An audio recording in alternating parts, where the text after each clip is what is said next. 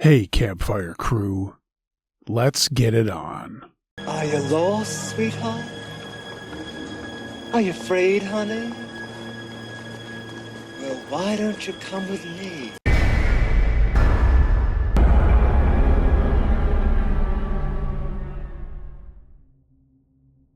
The Eagle Scouts Easter, submitted by Bruce. Uncle Josh note. This came in right around Easter time, guys. It is about Easter, but I'm never going to turn a story down. Hey, I read them all. Hey, Uncle Josh. Here's a story my uncle told me. My name is Bruce, and I grew up under the relentless golden sun of Southern California. I joined the Boy Scouts of America the moment I turned 12, and my parents were adamant about my involvement. They were firm believers that the organization would forge the kind of ironclad leadership skills and moral compass that would be essential as I journeyed through life. To my surprise, I didn't just participate. I thrived. I genuinely loved the Scouts. I spent my youth eagerly anticipating the camping trips that took us deep into the wilderness, and in the process, I forged deep and unbreakable bonds with a group of close-knit friends. I joined the troop alongside my childhood best friend, Larry. His parents shared the exact same traditional outlook on scouting as mine, and viewing the path to Eagle as a necessary rite of passage. Larry and I were inseparable, progressing through the ranks with a fierce but healthy competitive spirit. We climbed the ladder together, starting as humble tenderfoots, meticulously working our way to second class, then first class, star, life, and we were obsessed with the prestige of the Eagle Scout badge. During those pivotal years, we spent nearly every free weekend on camping trips to earn our merit badges, a daunting requirement. We had to get 21 specialized skills. I firmly believe that the discipline I learned in the Boy Scouts gave me the foundation for every success I achieved later in life, though it also led me to a memory that still chills me to the bone. On an overcast Easter weekend, Larry, me, and several other high-achieving potential Eagle Scouts were invited to an exclusive 6-day survival retreat in Indian Grinding Rock State Historic Park. This was the legendary trip Larry and I had whispered about for years. It was finally our opportunity to experience the ancient landscape of the Sierras, and our parents, despite being devout, weren't overly thrilled that the retreat was scheduled over Easter weekend, a time usually reserved for family gatherings. But they did recognize how much I had looked forward to the milestone. They knew this was the crucible that would allow me to fly as an eagle. Once Larry and I arrived at Grinding Rock, we set up camp with the practiced efficiency of the veterans. The air felt heavy and thick with the scent of pine and something else, something metallic and old. We prepped ourselves for 6 days of backbreaking work to prove we were worthy of the highest honor in scouting. Our scoutmaster's name was Tallulah. He was a stoic and imposing man of Navajo descent, possessing a gaze that seemed to look right through you and into the shadows behind you. On the third day of our journey, the atmosphere shifted from discipline to dire. We watched from a distance as another scout, a quiet kid named Tom, approached Tallulah. Tom began to speak to him with such frantic, trembling energy that we could tell something had shattered his nerves, and within moments, Tom was in tears, just these uncontrollable sobs that shook his entire frame. In the world of an Eagle Scout, you're trained to maintain a stoic facade and never show fear, so Larry and I knew instantly that something was very wrong. I mean, to see a kid collapse like that in front of the scoutmaster, well, that was unheard of. After his hushed, desperate conversation with Tallulah, Tom walked towards his tent with a 1,000-yard stare, and he didn't come out for a few hours. We could see him through the mesh. He was still visibly shaken and huddled in a corner. He refused to speak to any of us, but his silence was louder than his crying had been, if that makes sense. Later that night, as the dying embers of the campfire cast long and dancing shadows against the ancient oaks, Tallulah addressed us with a voice like grinding stones. He told us that the following morning we were to remain strictly within the camp perimeter. We weren't to go anywhere until he returned. At the time, we didn't give it much thought, assuming he was heading out to a scout trail or to handle administrative stuff. We obeyed. We just got into our sleeping bags as the woods outside seemed to grow really unnaturally quiet. The next morning, we rose with the sun and performed our routine duties. We kneaded dough for breakfast and hauled water, stoked the morning fires, all of that. However, we quickly noticed that Tallulah was still absent. By roughly 11:30 that morning, a knot of worry began to tighten in my stomach. He'd been gone for over 4 hours. The senior scouts were talking amongst themselves, and we figured that something terrible might have happened to him in the rugged terrain. We feared that Tallulah might be lying in a ravine with a broken leg or worse. And Larry and I, boasting the most experience of the group, volunteered to head into the brush to find him. We set off and plunged into the forest just before noon. Every quarter mile, we paused to yell his name into the hollows, and our voices just echoed back with this eerie flatness. For nearly an hour, we searched the undergrowth until we stumbled upon something so disturbing, and it remains difficult to articulate, even decades later. We spotted Tallulah about 20 yards ahead of us in a small shadow clearing. He was holding a shovel, his back to us, and he was digging with this desperate intensity. Rather than yelling out and potentially startling a man with a heavy iron tool, we decided to creep up quietly. We wanted to get within a few yards of him before announcing our presence. As we got closer, we realized that he was burying something, though the shape was obscured by the mounds of dirt he had dug up. As he dug, he was chanting in a low, guttural Navajo tongue. It didn't sound like a standard prayer. It sounded like a frantic plea or a rhythmic warning against evil. Larry and I just stood there, petrified. But then our training kicked in. We knew we had to remain cool under pressure, even if our instincts were screaming at us to run. As we watched him work, our eyes drifted to the side of the pit. There, lying in the dirt, was a creature, a coyote of sorts, but horribly, sickeningly wrong. It had the lean, furred body of a desert predator, but the head was almost human. The bone structure, the flattened nose, the way the skin stretched over the skull. This thing was a nightmare made flesh. Larry and I sat there, watching the scoutmaster perform a frantic, limping dance around the grave as he continued his low-frequency chanting. The scene was kind of hellish.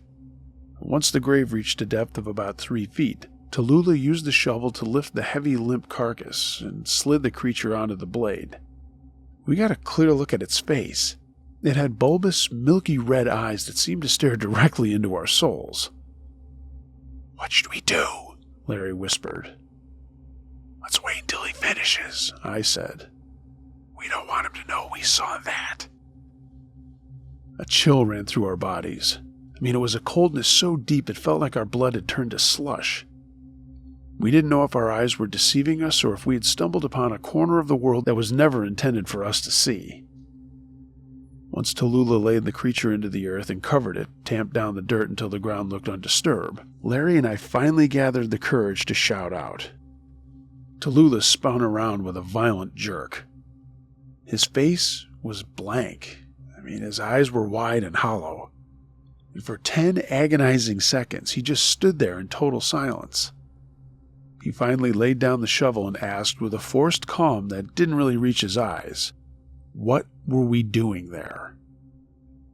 I honestly don't know who was more frightened in that moment, the scoutmaster or me or Larry. After he regained a semblance of his composure, he told us a thin lie. He'd stumbled upon a dead animal and decided to bury it so scavengers wouldn't gather near the camp. Larry and I didn't breathe a word of what we had actually seen. We were too damn scared. We simply told Tallulah that we were worried because he'd been gone for 5 hours. He just nodded slowly and claimed that he hadn't realized the time had slipped away, and then he praised us for acting as Eagle Scouts should in a crisis. The trek back to camp was silent, and not a single word was exchanged between the 3 of us. Once we arrived back to the campsite, the relief from the other scouts was palpable. But for Larry and me, the air felt poisonous. Every crack of a dry twig in the distance sounded like a footstep, and every shift of the wind sounded like a whispered chant. Later that day, as the shadows of the trees began to stretch across the clearing, Tallulah approached us. With a voice that was eerily calm, he asked us to gather a final load of heavy wood for the evening fire. We saw Tom sitting near his tent, his face pale and waxy. He'd finally emerged from isolation, but he looked like a shell of the kid who had arrived 3 days prior. We asked him if he wanted to come with us, hoping that the task might snap him out of his state. He was visibly hesitant, his eyes were darting frantically toward the dark wall of the forest. But the thought of being left alone in camp seemed even more terrifying. He agreed, though he hovered so close to us that we could hear his breathing. Once we'd wandered into the brush to be shielded from the scoutmaster's piercing gaze, Larry and I stopped. We both dropped our bundles of wood, and I turned to Tom and whispered, "What happened, Tom? What did you see that night?" Tom's eyes went wide. I thought he might run from us. But he stayed, and he told us that while he was out on a solo navigation, he'd felt a heavy, predatory gaze fix on the back of his neck. When he turned around, he saw what appeared to be a large coyote standing perfectly still in a patch of moonlight. But as he looked closer, his blood turned to ice. The coyote didn't have a snout. It had a flat, distorted human face that seemed to be wearing the coyote's skin like a garment. The creature let out a piercing scream, a sound that was half beast and half human woman in agony. Tom didn't wait to see any more. He just turned and sprinted blindly back to our camp. When he'd reached Tallulah and explained the encounter, the scoutmaster had tried to systematically dismantle Tom's sanity. He told him that he had just seen a sensory illusion, a trick of the moonlight compounded by exhaustion, and then, with a chilling finality, ordered him to never speak of what he had seen to another soul. Larry and I looked at each other with a grim understanding. We certainly didn't tell Tom what we had seen Tallulah dueling with the shovel earlier that day. We truly believed that if we confirmed this nightmare was real, that the creature was currently rotting in a shallow grave just a mile away, Tom would slip into catatonia. We spent the final 2 nights of the trip in a state of hypervigilance, and I felt like I was sleeping with one eye open and an ear open, straining for a high-pitched scream. We watched Tallulah constantly, convinced now that he hadn't just found a dead animal. We believed he had hunted that thing down and used his Navajo knowledge of the skinwalker to corner it and maybe performed ancient rites to banish its soul from the earth.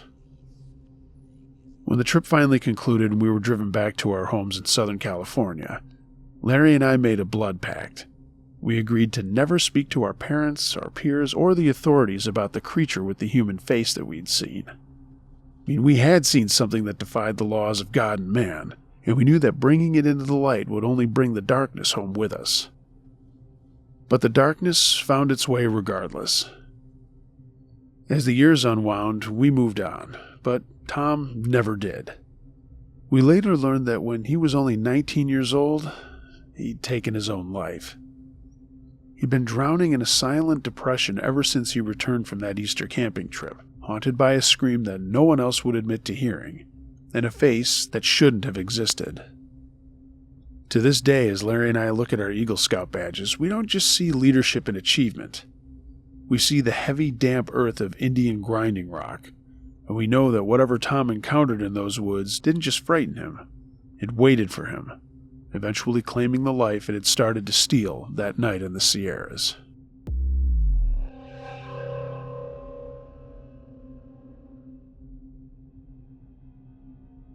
Grandfather's Wake, submitted by Laura Y. My kids and I are loyal listeners to your podcast, and it keeps us occupied on our daily commute to school and on long road trips. I thought I'd send you this story that happened to me when I was a kid. I was about 8 years old at this time. My grandfather was my favorite person on earth. He was a decorated Marine in the Persian Gulf in Vietnam, a tough old man.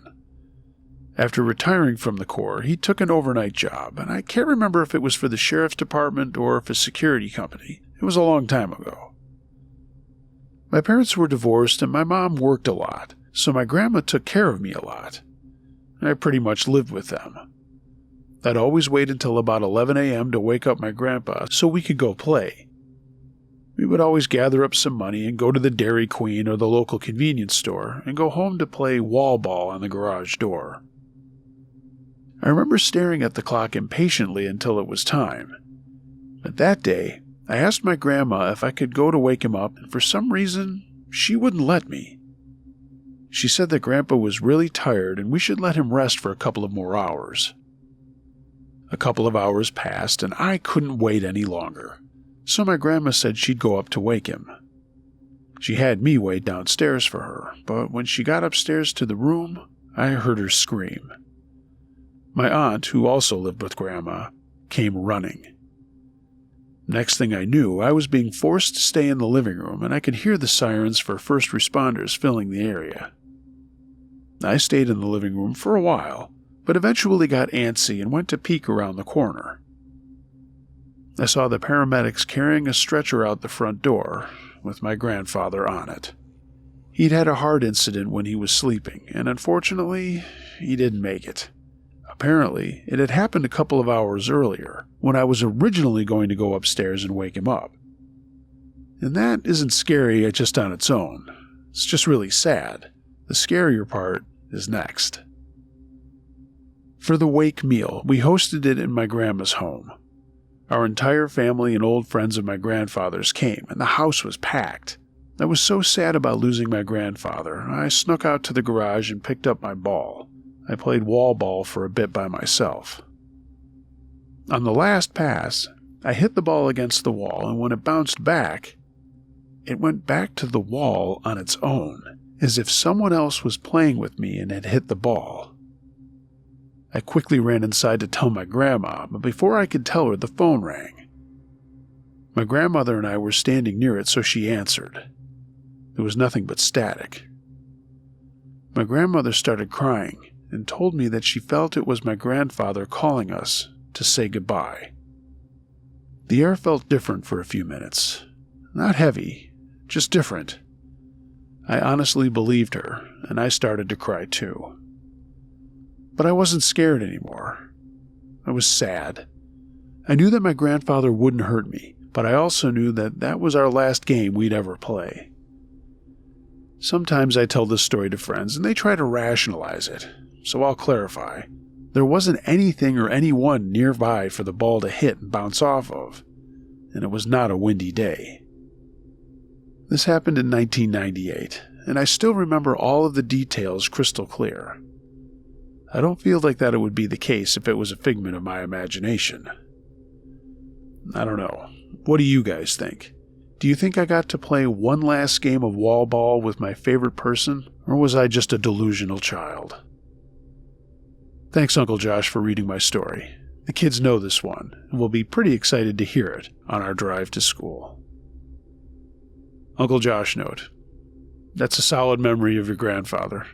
Don't ever forget it. And hey, kids, enjoy school, and you shouldn't be listening to this shit. Terrible mother. Awful, awful parenting. Just kidding. Thanks for the story, Laura.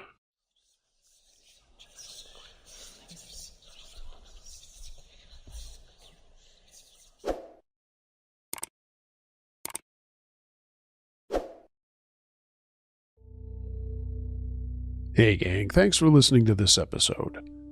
If you have a true scary story of any nature that you'd like me to narrate, email it to unclejosh.truescarystories@gmail.com. I read them all.